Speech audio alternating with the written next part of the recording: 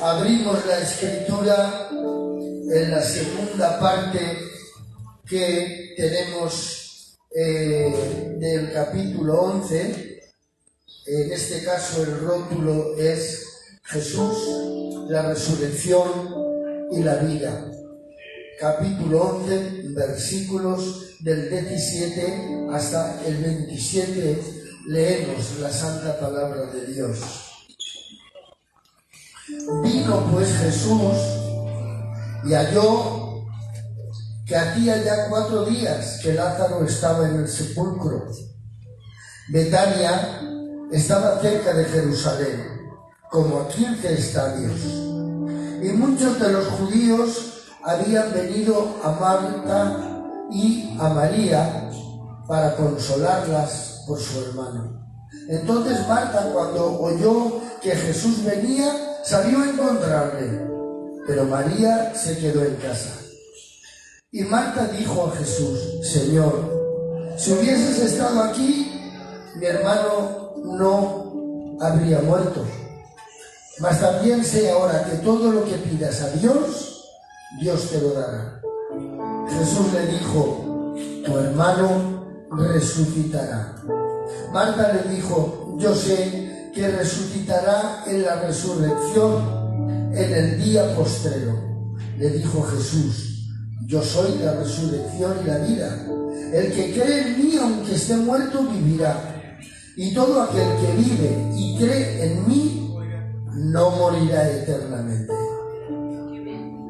¿Crees esto?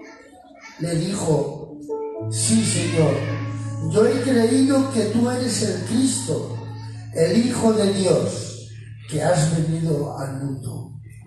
Siéntense.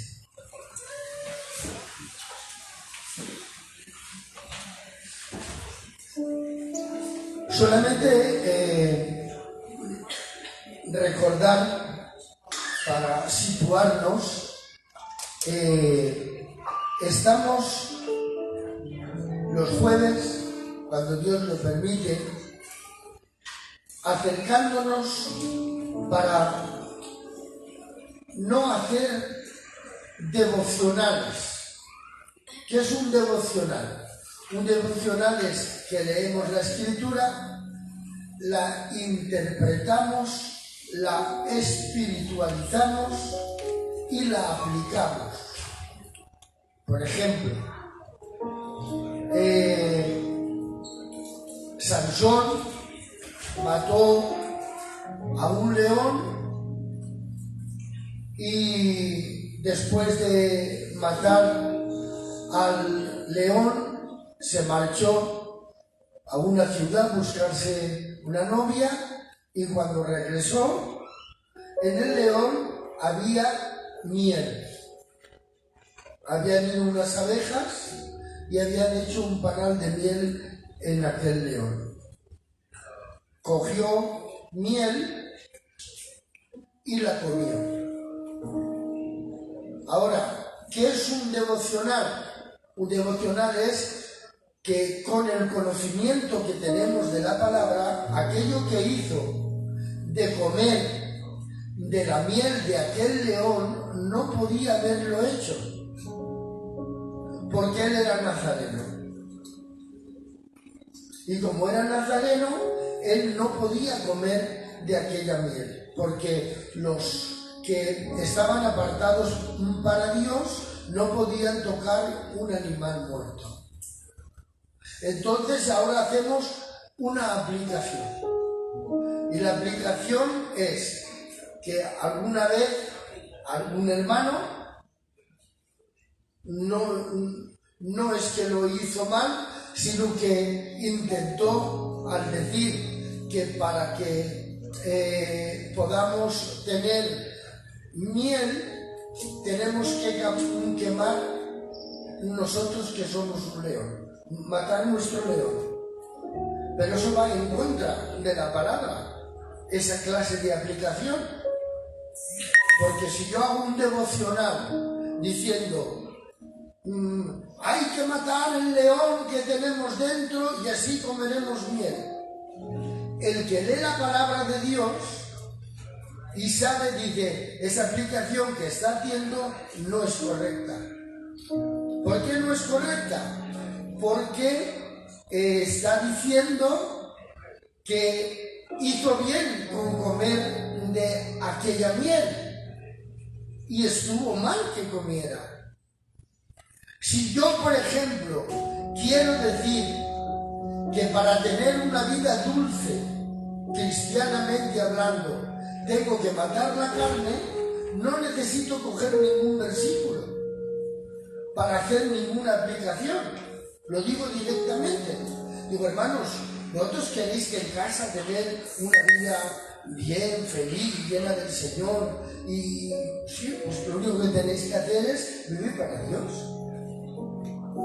No necesito tomar un versículo y el versículo sacar de él lo que realmente no dice.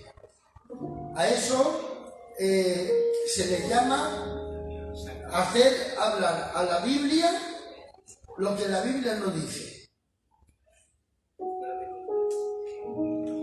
No he dicho la otra palabra porque la mayoría no me entiende, pero así sí me entendéis.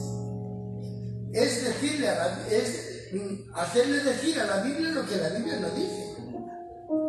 Dios nunca dijo, Dios nunca quiso decir, Dios siempre dijo.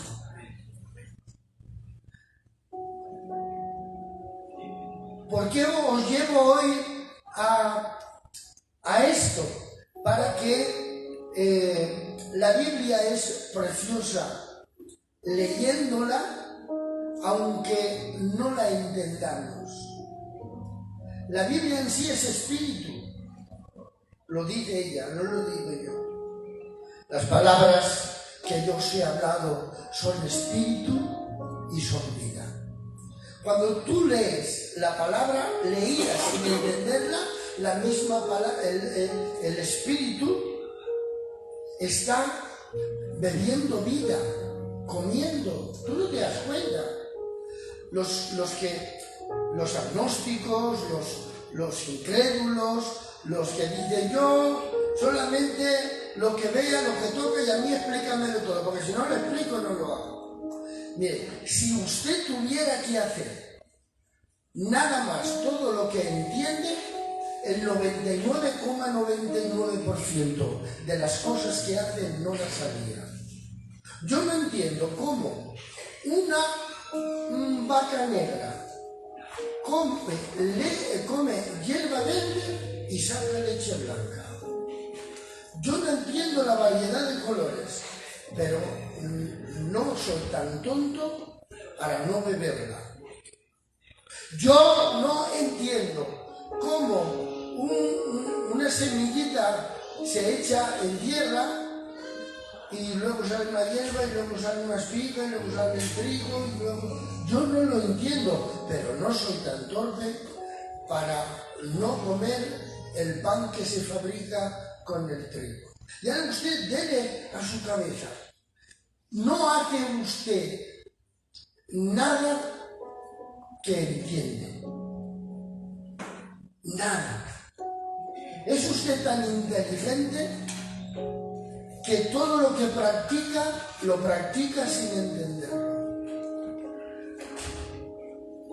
Por eso la Biblia no se necesita entenderla, en principio, pero sí leerla. Hay quien no la lee, después es que no entiendo lo que leo.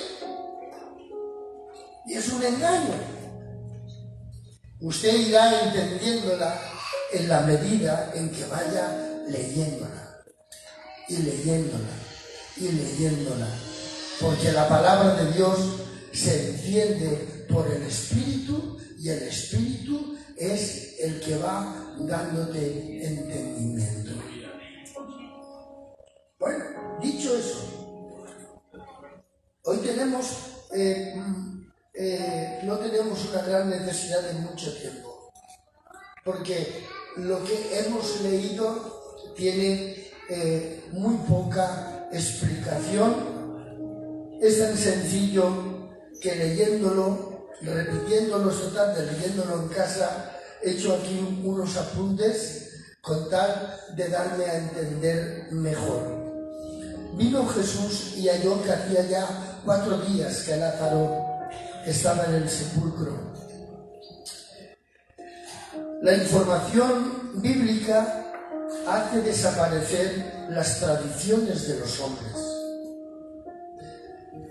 Habrán oído ustedes alguna vez que otra que el Señor tardó en ir 4 días porque había una costumbre en Jerusalén que dicen de los judíos que cuando alguien muere, el espíritu anda rondando por ahí 4 días, porque después de 4 días igual regresa.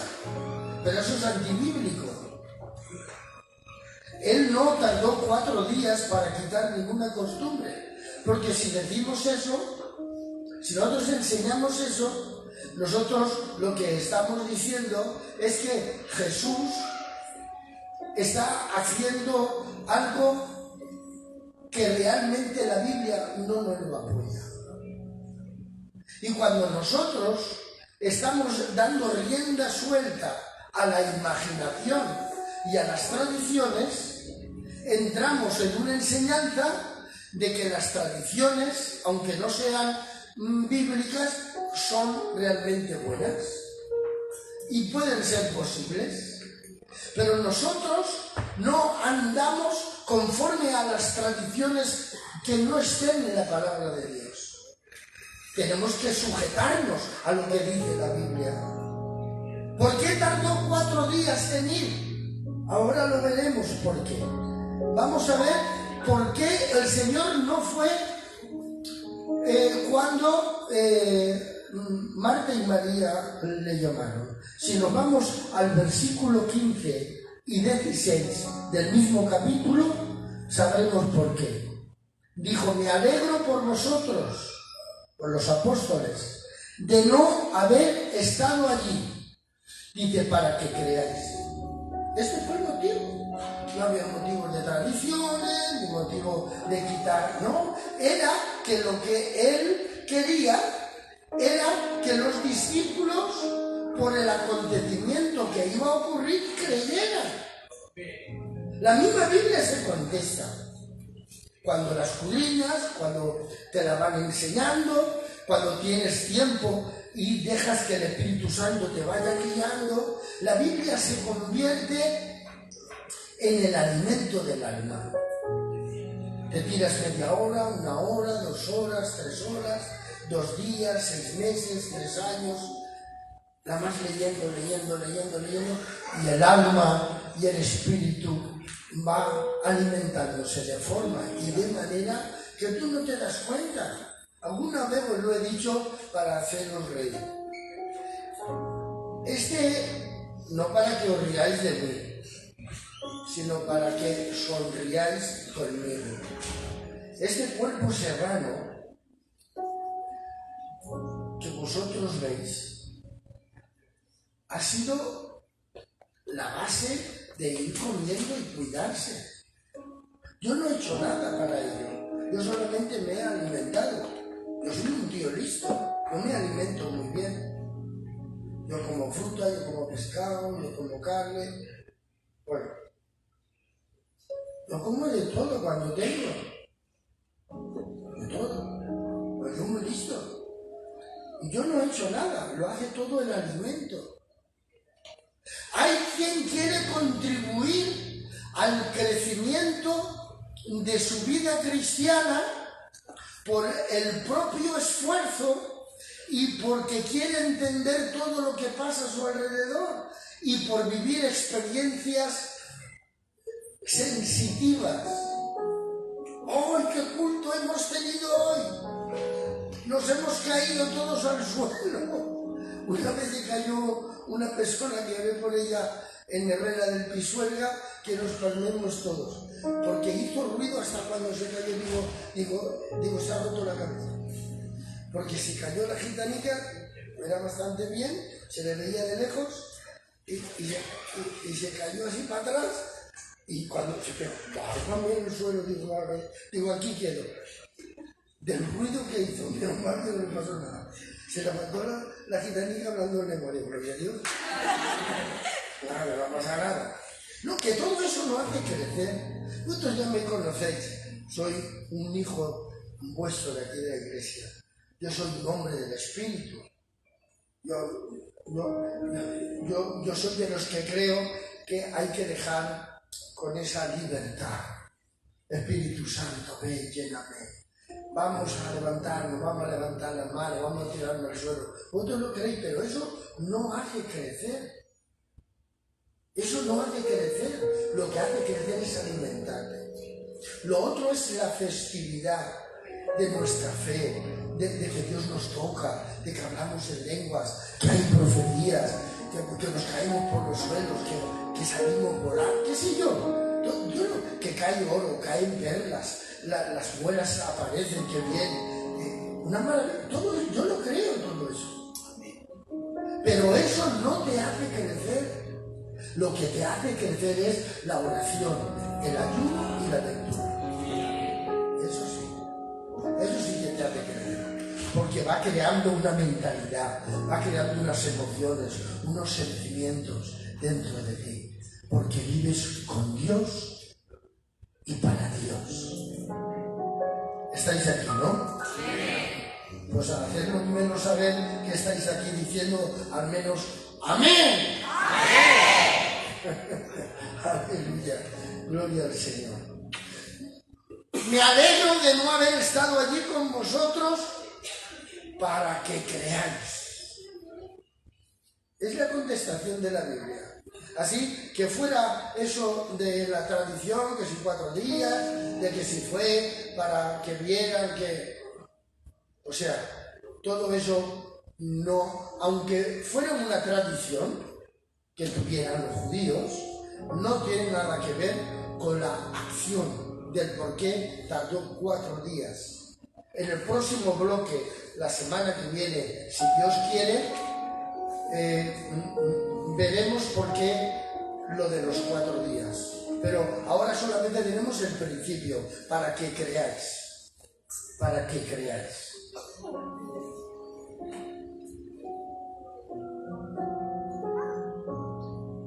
Y Tomás el incrédulo, en el versículo 16 del mismo capítulo 11, dice: Tomás, llamado Didimo, a sus condiscípulos les dijo: vamos también nosotros para que muramos con él, porque lo habían amenazado y ellos querían evitarle que fueran.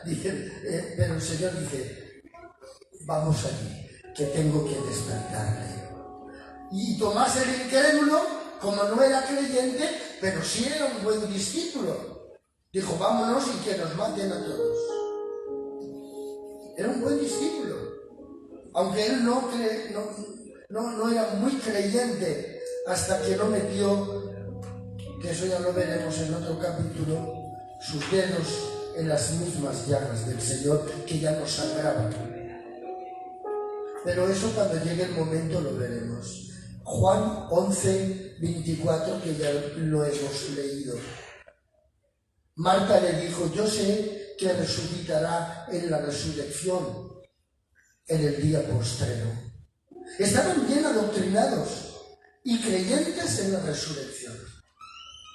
Jesús, con Marta y María, bíblicamente podemos ver que se habían demostrado muchas veces el amor que se tenían por medio de las comidas que hacían, las reuniones que tenían y el gran dineral que valía aquel frasco de alabastro lleno de perfume de nardo puro, valorado por 300 días de trabajo, 300 denarios, que se lo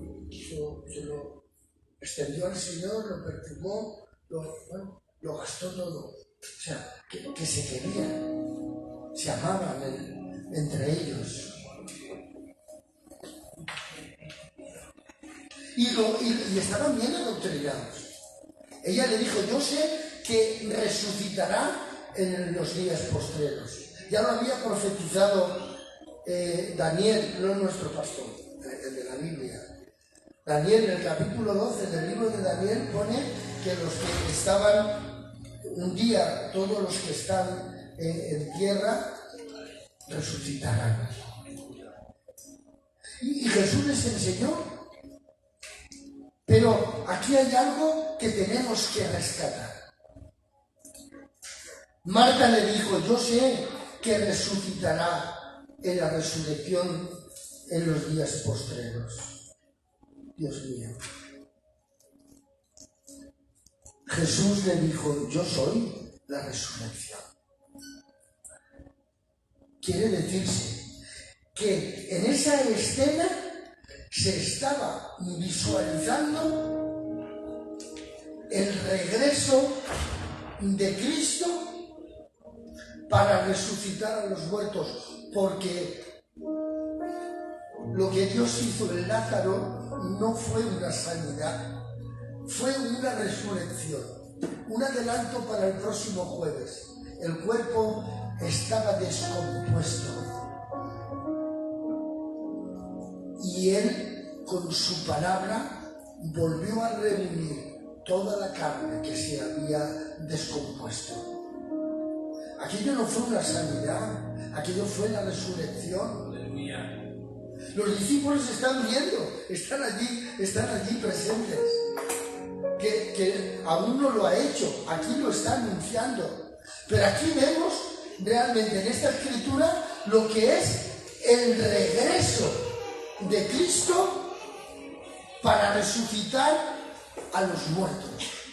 Pero no solamente vemos esa doctrina, sino que también dice, yo soy la resurrección y la vida. El que cree en mí, aunque esté muerto, vivirá. Pero atención a esto.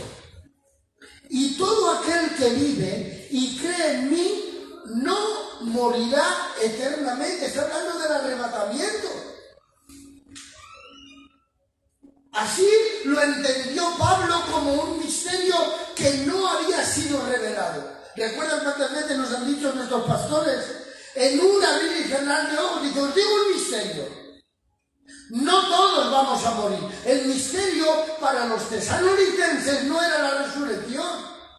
El misterio que Pablo les estaba revelando era que aquellos que estarán viviendo o estaremos viviendo cuando los muertos en Cristo resuciten, también nosotros, los que vivimos y que estamos siendo creyentes, no vamos a morir eternamente, sino que en un abrir y cerrar de ojos seremos transformados para tener el mismo cuerpo que obtendrán los que murieron y han resucitado, para estar siempre con el Señor. Daros cuenta lo que es leer la Biblia, tratar de entenderla, pero hasta que no la entiendas, léela. En el principio hizo Dios los cielos y la tierra. ¿Cómo va a ser eso, hijo? No, pero créetelo. No hagas como Charles Darwin, un estudioso que empezó a decir que veníamos del mono, que si los pescados, que si las serpientes eran no sé qué, que se volvió loquito. No, tú crees que no. En el principio creó Dios, los cielos y la tierra. El Señor lo ha hecho todo. Gloria a Dios. ¿Qué pasa ahí esta tarde? Qué bien. Y todo aquel que vive y cree en mí no morirá eternamente. Y ahora le dice el Señor a Marta, ¿crees esto? ¿Que resucitará? No le está diciendo eso. Le está diciendo, no le está queriendo decir, le está diciendo, ¿tú crees que yo soy la resurrección y la vida? Y ella dice, ¡sí!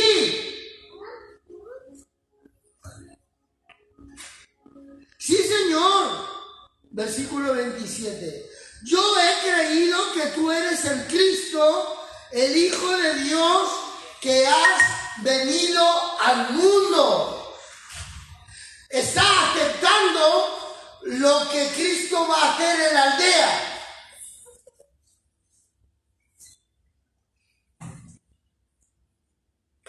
El milagro de la resurrección de su hermano aún no había sido efectuado. Pero ella está diciendo, sí creo. Ella aún no había visto a su hermano resucitar. Pero él le dijo, yo soy la resurrección y la vida. Y ella anteriormente le había dicho, si hubieras estado aquí, mi hermano no hubiera muerto. Y el Señor le dice, yo soy, él resucitará. Y ella le recuerda lo que él le ha enseñado el día posterior. Dice, no, yo soy la resurrección y la vida. Y el que cree en mí, aunque esté muerto, como tu hermano, vivirá. Él ha muerto creyendo en mí, sí. Él ha muerto creyendo en mí, sí, claro, que él había muerto. Por lo tanto, como yo soy la resurrección y la vida, y él ha muerto creyendo en mí, y eso ya vendrá en otra ocasión. ¿Tú crees esto? Sí, Señor. Yo creo que tú eres el Hijo de Dios, el Cristo, el que ha venido al mundo. Amén. Y el que muere creyente, resucita creyente. Y el que queda viviendo creyente, si los muertos en Cristo resucitan, luego nosotros, los que hayamos quedado, nos marcharemos con Él. Vale la pena vivir para Dios. Vale la pena ser familia del Señor. Si saben leer, léanse la Biblia. Si no saben leer, hagan que alguno de casa que sabe leer, que le lea la Biblia. No hay otro alimento más extraordinario que leer lo que la palabra de Dios dice. Termino con un testimonio de Hechos de los Apóstoles. El etíope, rico, con muchos bienes, pero nos dice la palabra de Dios que regresaba de una de las fiestas de Jerusalén hacia Etiopía. Mira si era rico, que tenía el libro de Isaías. Solamente en aquella época los de mucho dinero podían tener uno de los libros, porque valía mucho dinero, y no lo tenían todos. Era un rollo. Bueno, pues estaba leyendo y no entendía. Y se acercó Felipe el diácono, por mandato del Espíritu Santo. ¿Entiendes lo que lees? Dice, ¿cómo voy a entender si no hay nadie que me enseñe? Pero él estaba leyendo. Ya llegará quien te enseñe si tú quieres aprender. En el nombre del Señor. Amén. Que Dios os bendiga en el nombre del Señor Jesús. Y por si se le olvida al pastor, el sábado lo encuentro. Así que es la reunión de los obreros. No diréis que no soy apañado, ¿eh?